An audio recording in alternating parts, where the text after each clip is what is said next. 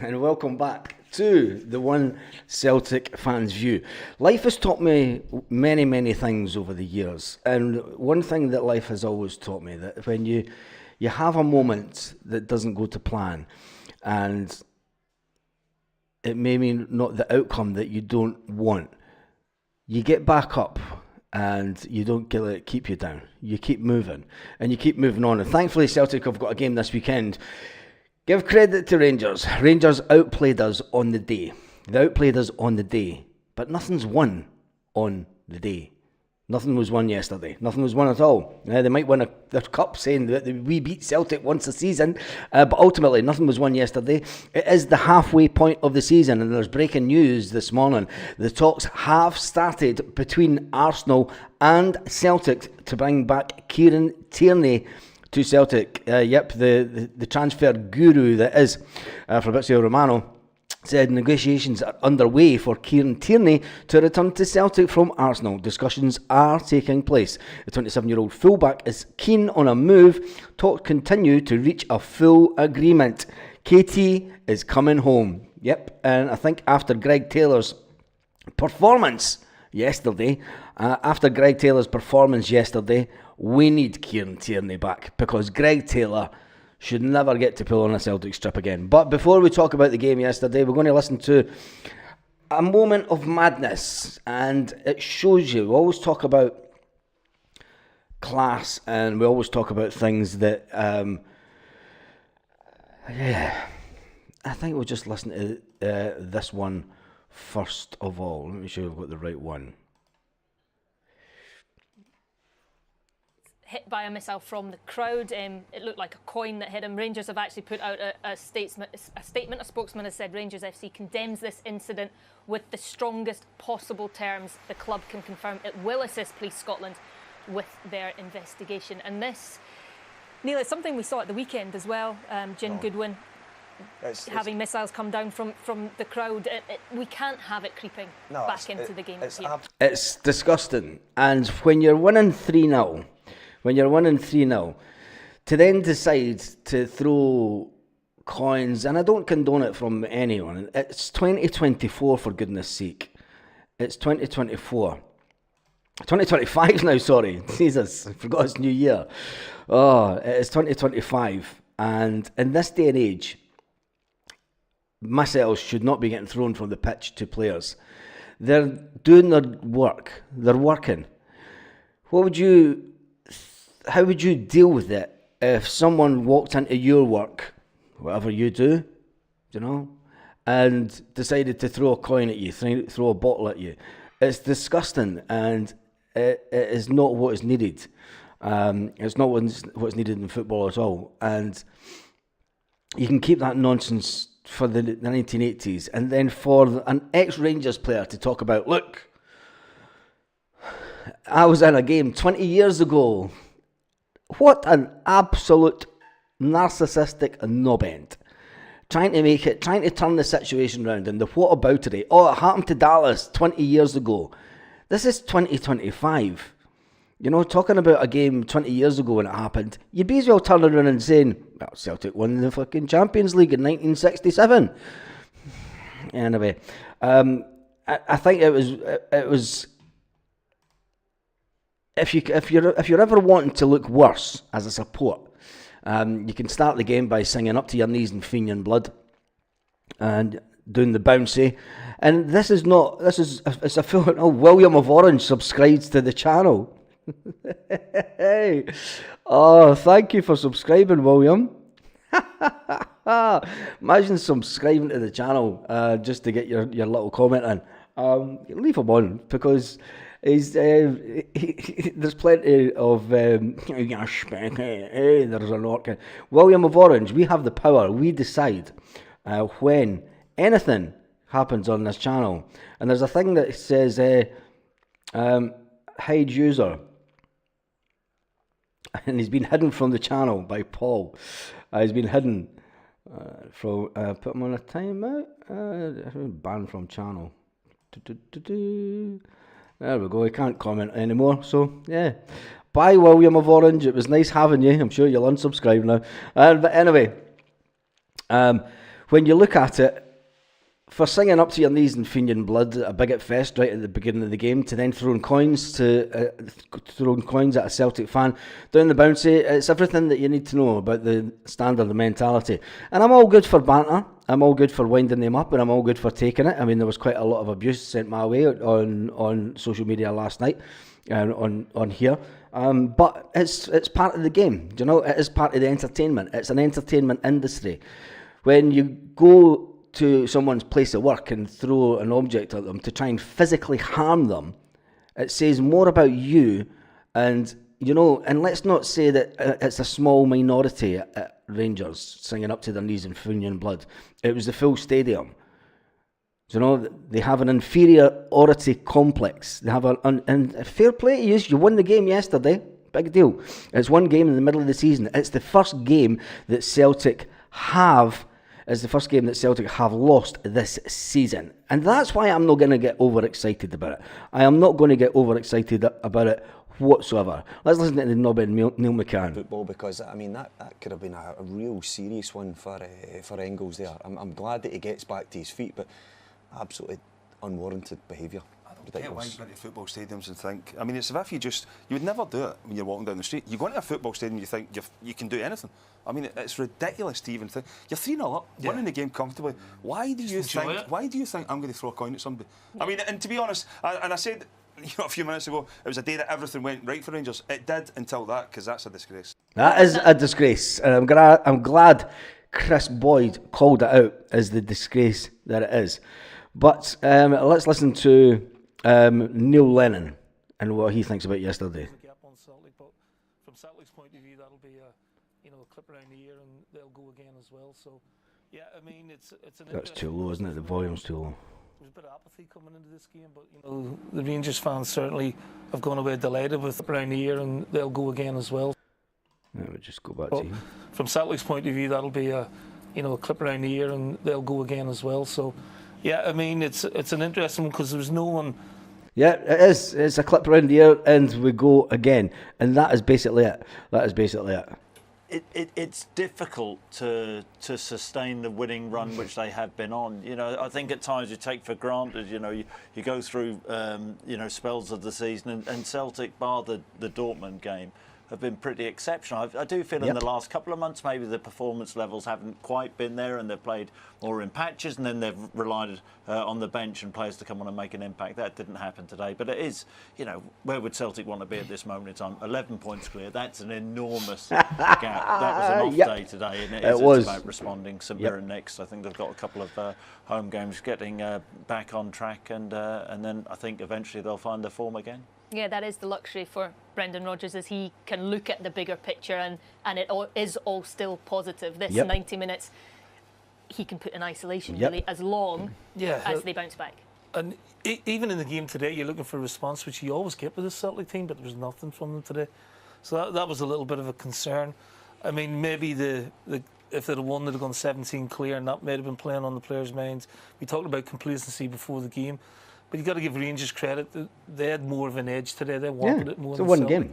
And what Brendan will want now is a quick reaction to the games coming up and get back to the form that they showed in the first half of the season. Yep, first half of the season. We are only halfway through the season, and that's why I'm not really worried about it. That's why I'm not worried about it at all, because let's face it. It was an off day at the office. We all have it, and there was too many players had off days. There's players that should never get to be played for Celtic again. Greg Taylor's one of them. There's no panic from me whatsoever. You could see on the drunken live that I did last night. We were over the moon. I went back to the pub last night. The pub was bouncing last night. So, it was one game. There was a few guys got a bit upset and buggered off because they were like, I'm getting beaten up, fucking miserable bitch. Look. It is one game. They won absolutely nothing, and we move on. There is a game this weekend, and the breaking news this morning is Fabrizio Romano has released this morning that negotiations even. Jesus, where's that? I've left my juice through in the kitchen. Negotiations are underway for Kieran Tierney to return to Celtic from Arsenal. Discussions are taking place. The 27-year-old fullback is keen on the move, and talks continue to reach a full agreement. So that is the big breaking news that's coming out this morning, is that Kieran Tierney is on his way back to Celtic. And when you look at it, Greg Taylor was a disgrace yesterday. Greg Taylor, there was many players, and I'm not going to start calling out players because the whole team was terrible. I think it's just, we do as Brendan say, we recover from the game yesterday. The players will have a recovery day, and then it's back in training, and then it's back to Celtic Park. Taylor should be dropped, says Chilpel. Taylor should be dropped. He was a disgrace yesterday. He never even tried.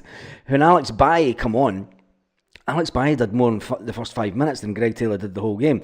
It was a wake-up call, said all season, says Taylor's crap. I've been calling out Taylor. KT will give us a lift. He will that. Don't give them credit. Zombies 1-0, champions are 11 clear, says Paul Baird. Yeah, you've got to give people credit when they win a game, Paul, and we've got to admit that they were the better team on the day, and that was it. It wasn't. We couldn't have played any worse. We couldn't have played any worse if we tried. I've been calling out Taylor for the majority of this season. We know the limitations of Scales. That was shown again yesterday. I thought that he would go with... I thought he might have went with Trusty, but when you seen what happened to Trusty in the first half of the cup final, you understood why he went with Scales.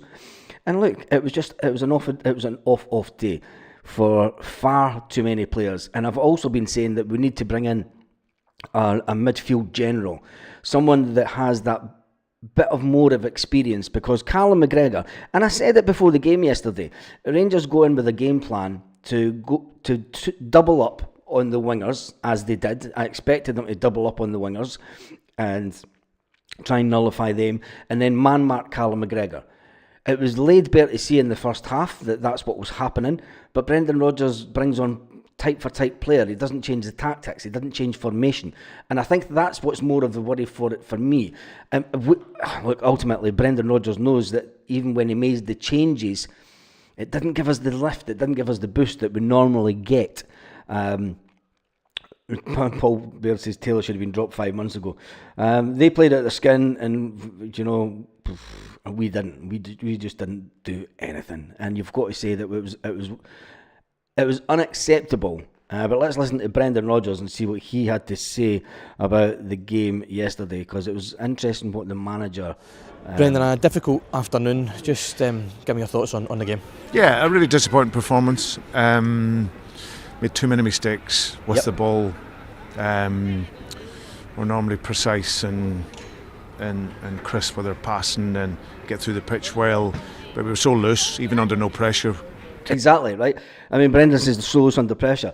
Liam Scales was terrible yesterday. Cameron Carter-Vicker passes the ball to Scales. What then normally happens is Greg Taylor's playing in a further forward position, and he wasn't. Greg Taylor was to the left-hand side of him. Greg Taylor was getting pinned back and not allowed, and I don't know why he wasn't moving into that central position that he's done so well over the course of the season. And Scales was turning around looking for the pass to Taylor, and Taylor's right next to him, and he's like, fucking, there's nowhere to play the ball to. So then Scales was then passing it back to Cameron Carter-Vickers, and they repeated that constantly throughout the game, and they were taking 3 and 4 moves with the ball, and it's like, what the hell happened to the one-touch pass?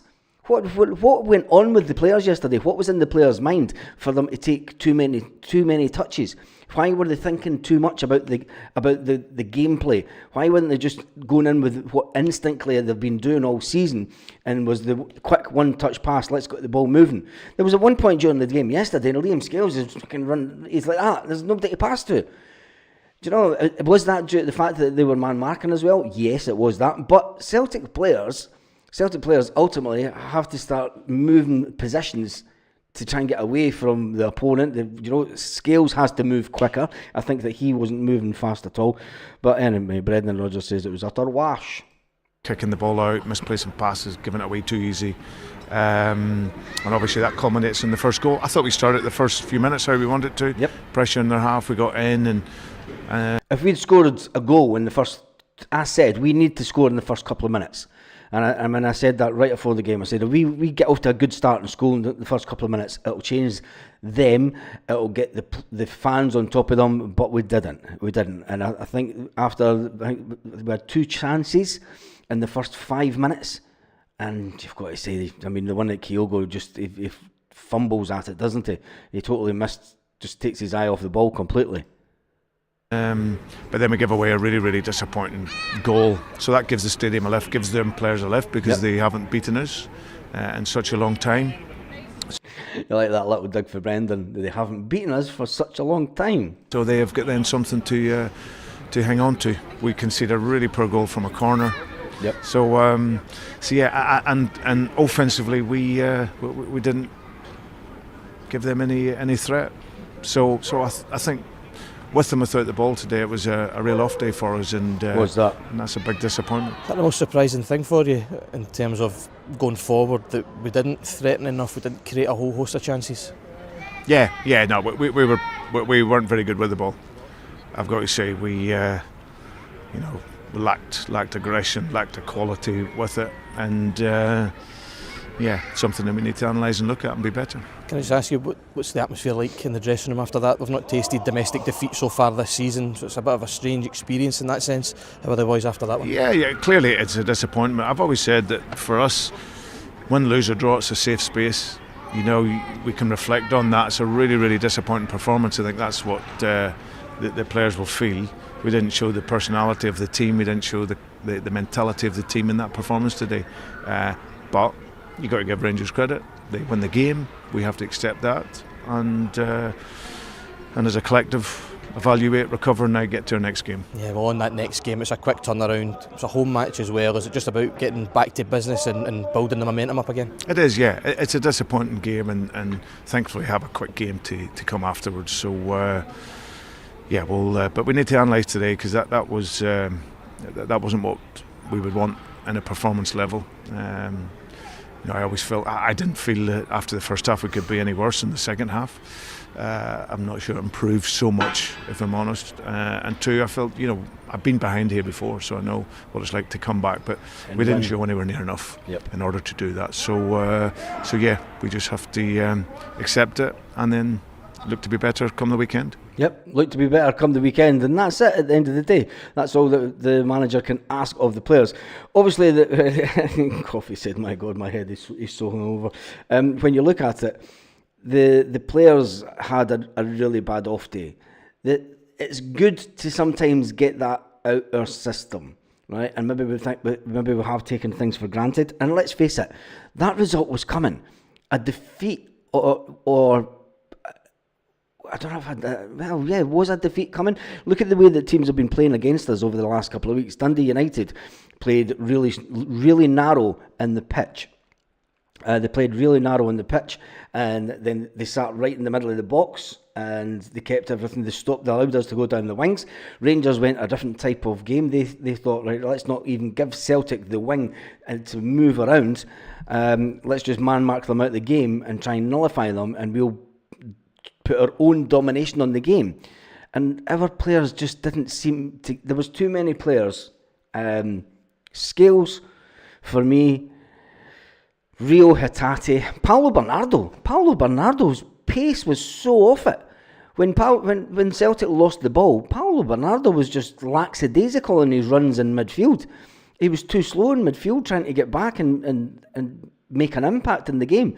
There were so many players had an off day. It's just, you've got to take it what it was, and they'll be back in to Lennoxtown today, and they'll sit and they'll watch that game back, and they'll get roasted. Of course they'll get roasted. Do you think that John Kennedy and the manager is going to sit and go, yeah, that was look, he's had an off day? They'll sit and they'll ask the players, what the fuck was that all about? And that conversation would have happened in the dressing room at Ibrox yesterday after it. And we're all gutted. We're all gutted to lose a game, right? And it maybe makes it a little bit worse because it is against them. But putting things into perspective, when you were a Celtic fan and willing to tell the truth, Rodgers' terrible tactics, his signings are minging. Oh, Jesus. the tactics were terrible. I don't think that. How could you say Jai Lynn? How could you say that the tactics were terrible when it's the same tactics that give you all the success that we've had this season? So you're saying that this season's been completely rubbish, and you're saying that his signings are minging. Interesting.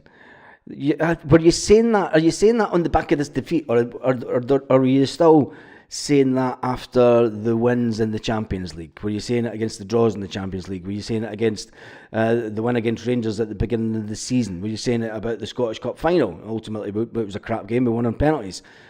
Do you know, players are the ones that, when it goes onto the pitch, they're the ones ultimately who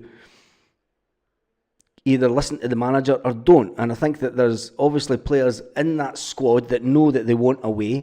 Look at, you've got 3 players potentially that were on that, or either on the bench or on the field yesterday, that are going to be away in this month. And I think if we get a bid for Rio Hatate, take it all day long. Guy in the pub yesterday, I shouted to get Rio Hatate off at half time. He was woeful, and he was like, how can you take Rio Hatate off? He's our best player. And I was like, sell him, it will be sold. Rio Hatate will be sold this summer. Greg Taylor, he wants away. He's not putting in a shift because he knows that he doesn't want to get injured. Greg Taylor did not want to get injured yesterday. He didn't put in a shift. He pulled out the tackles. He didn't even try. He's thinking, I can't get injured because I'm away in a couple of weeks. I'm going to a new club. I need to keep myself in peak condition for a move away from Celtic. Louis Palmer didn't get on the pitch. You know, he's going to be away in the next week or so.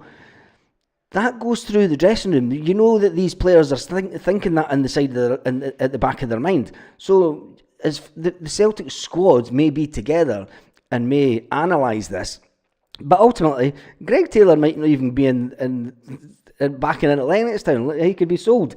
Anyway, after a treble, nobody remembers the 2nd of January. After a double, nobody remembers the 2nd of January. It's one game. Let's get over it. Let's accept that we weren't good enough on the day.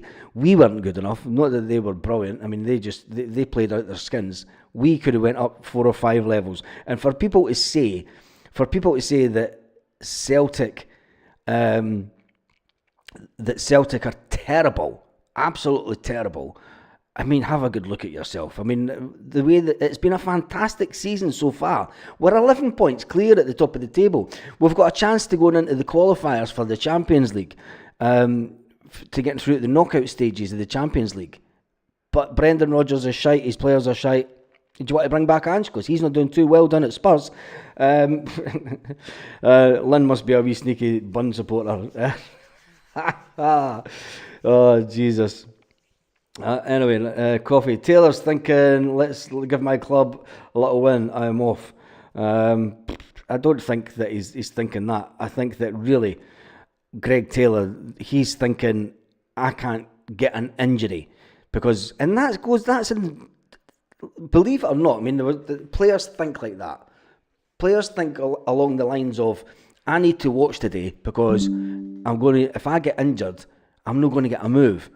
Think about it like this. I spoke about this yesterday. There's something like 72 players in the English Premier League that are now free to speak to any club, including Mo Salah at Liverpool. Right? There's 72 players in the EPL that are free to talk to anyone. They're all looking to get moves in the summer. Greg Taylor's agent will know this. If Greg Taylor wants a move and Celtic want to get him out the door, it'll happen now. Right? Celtic want to get 3 million for Greg Taylor, get that and get him out the door. He's a player he's not trying because he knows that his time's up at Celtic. The manager has been more than open with the fact that he was keen to keep Taylor, but Taylor doesn't want to sign the contract. At the end of the day, we move on. We move on as a club. There'll be about 4 signings will happen in this transfer window. It's a time that we'll sit back and it's a reset. Neil Lennon said it. Celtic will hit the reset button. This is not going to send us into panic. This is not going to send us into continuous meltdowns like the mob across the road. This isn't going to send us into let's change the manager. If anything, what's going to happen in the next couple of months, and Jai Lynn will be upset about this if he or she's still on the channel, Brendan Rodgers is going to get an extended contract. So, right, Jacqueline, so you're saying that Schmeichel is pish because he's a Brendan Rodgers signing. You said that all of Brendan Rodgers, what was it? You said all of Brendan Rodgers' signings are crap. So you're saying that the keeper that's had one, I mean, you can't blame the keeper for any of them yesterday, I don't think. I think that, but anyway, who cares? I'm not interested in what you're saying anymore because let's face it, it was an off day at the office and we move on. We do move on. The fact that the Celtic are in talks with the one and only Arsenal, and negotiations are underway for Kieran Tierney to return to Celtic from Arsenal. Discussions are taking place, said Fabrizio Romano. The transfer guru on Twitter says that the 27-year-old fullback is keen on a move. Talks continue to reach a full agreement to bring him home. Anyway, in other Celtic transfer news, there's not much going around. Obviously, it'll be interesting to see when Greg Taylor leaves the club and Louis Palma. That's two players that are definitely going to leave the club. And Big Norobski, he's going to leave the club also. So I expect Celtic to dip right into the transfer market in the next week or so. Celtic will be making an announcement just shortly, hopefully. And it's upwards and onwards. You know, it's one game. Let's get over it. Life is far too short to sit and mull over one loss in the season so far. Halfway through the season, everything is still going fantastically well. Sorry, it was bad management on the day. We've seen changes needed. Long for half time. Worst display in years. Yeah, it was back. Yes, let's bring back an injury-prone player, says Celtic. I gotta love the chat. Anyway, we won't get anything close to $1 million for Taylor. Yes, we will, chill pill. He's got 6 months left on his contract. We got $3 million. We got $3 million. I don't know how you can say that, chill pill. We got $3 million for David Turnbull. We got $3 million for David Turnbull. David Turnbull couldn't have been valued more than $7 million. Greg Taylor's valued at $7 million by Celtic. Of course we're going to get a couple of million for him. You'll be surprised. You will be surprised. Anyway, we won experience yesterday. That's what we did do. Some of these players need to feel the pressure of losing. Pressure turns coal into diamonds. It does that. Not one of you mentioned McGregor gave the ball away, which led to the first goal. I think the manager mentioned the fact that every single player had an off day yesterday. Not just Callum McGregor, everyone did. Paulo Bernardo, the whole midfield did. And I'm fed up of people saying, but Rio Hatate is our best player. Rio Hatate, when he's in the mood, turns up for 15-20 minutes of a game. His time's up at Celtic. He needs to go this summer. We need to cash in on him whilst he's still got a decent value in him as a player. He's too light in the midfield. We could go on all day about this, but I'm not going to. The pass to Calmac was short. David Turnbull was a good player. Taylor's pish. I never want to lose to them. It was a meaningless game yesterday. Yeah, it was meaningless. Anyway, that's me done and dusted for this morning. How long have we been on? Not even an idea. What's it say? We've been on for 28 minutes. And the big breaking news of the day is the fact that the one and only Kieran Tierney is in negotiations. Arsenal are in negotiations to return back to Celtic. And if you're going to tell me that Kieran Tierney is worse than Greg Taylor, it's going to be one of those days, isn't it? Anyway, not sure if I'm going to do a live tonight. If there's any updates this afternoon, I might jump on and do that. It's been a fantastic start to the year as far as I'm concerned. It's been a good start for me. Celtic losing yesterday, we get over it. In a couple of weeks' time, when we're back in the Champions League, we win against Young Boys, nobody will be talking about the 2nd of January. We've got a game on Sunday. We'll start talking about that tomorrow, and it's onwards and upwards. And on that note, have an absolutely fantastic day, Celtic fans, wherever you are. Yes, all around the world.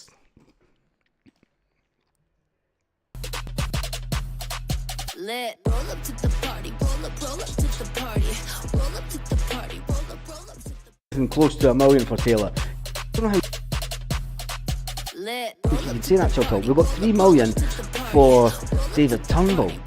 We've got $3 million for David Turnbull. David Turnbull couldn't have been valued more than $7 million.